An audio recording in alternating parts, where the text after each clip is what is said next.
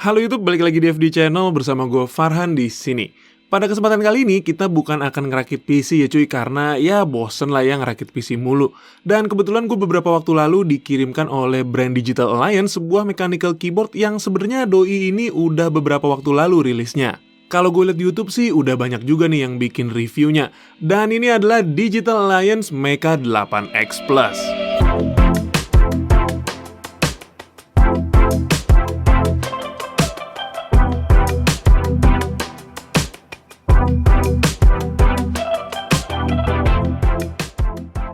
Jadi ini merupakan mechanical keyboard dengan layout 75% exploded. Mirip-mirip sebenarnya dengan layout TKL yang tetap memiliki F-Raw. Jadi buat kalian yang main Dota atau yang kerjaannya butuh F1 sampai F12 masih bisa banget menggunakan keyboard yang satu ini dengan nyaman. Hanya saja jarak antara tombolnya dibuat lebih rapet jadi looks-nya kelihatan lebih compact. Di range harga 500 ribuan gue bisa bilang keyboard ini memiliki tampilan atau desain yang cakep banget coy. Terlihat compact dan minimalis, ditambah pemberian knob untuk pengaturan volume di bagian sisi kanannya membuat komposisi jadi lebih pas.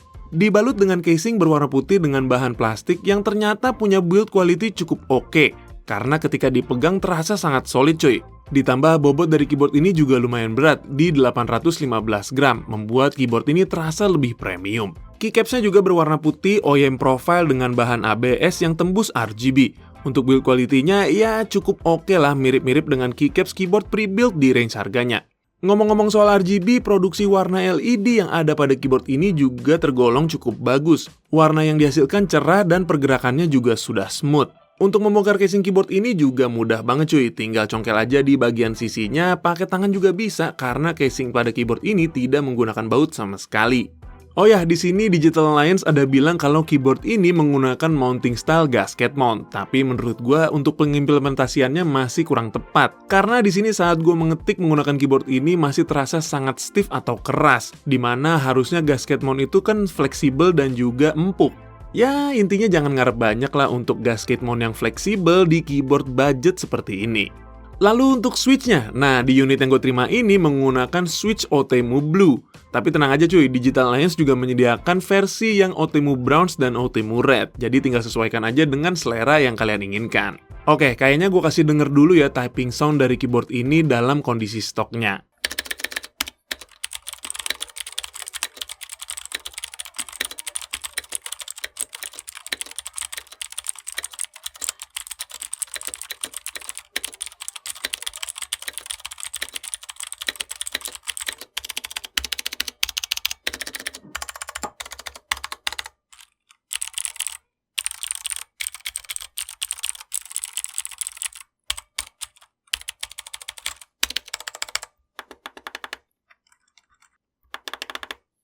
Kalau dari segi akustiknya sih ada sedikit kedengeran suara hollow dari keyboardnya, karena ternyata di dalam casingnya ini masih belum menggunakan foam-foaman sama sekali.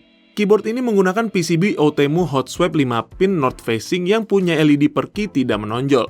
Jadi disarankan kalau mau ganti switchnya pakai yang support Otemu socket aja. Walaupun sebenarnya masih bisa juga sih pakai switch lain kalau kalian rela untuk potong-potong kaki switchnya. Misalnya seperti yang gue lakukan pada Press Play Jupiter ini. Gue sih udah coba ya pasang aja tanpa potong pin.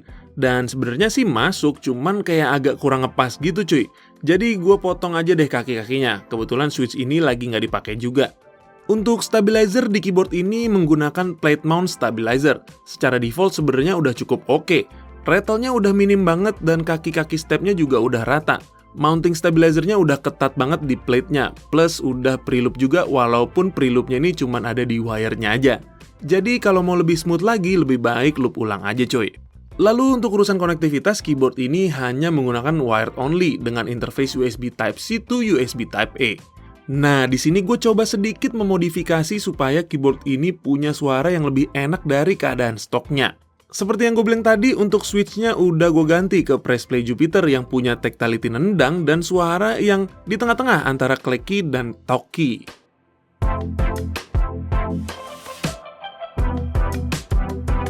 Lalu gue juga melakukan loop ulang dan holy mode pada stabilizernya.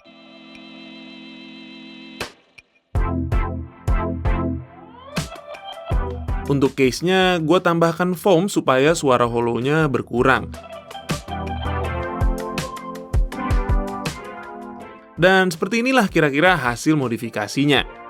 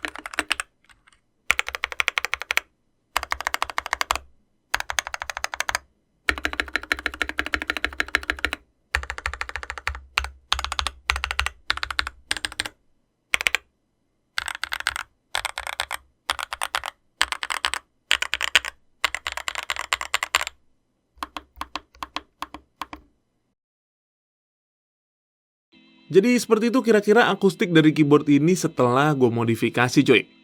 Dan kesimpulannya, untuk keyboard Digital Alliance Mecha 8X Plus ini gue bisa bilang kalau kalian mencari keyboard di range 500 ribuan dengan layout 75% yang cakep dan kekinian, ditambah build quality-nya yang oke, keyboard ini bisa jadi jawabannya. Tapi kalau kalian ingin punya keyboard yang bisa menjadi wadah yang baik untuk kalian belajar memodifikasi mechanical keyboard, jujur menurut gue masih ada hal yang kurang oke dari keyboard ini. Selain karena penggunaan OTEMU socket yang membatasi pemilihan switch, socket ini juga terkenal agak keras atau susah saat ingin melepas switch dari PCB-nya.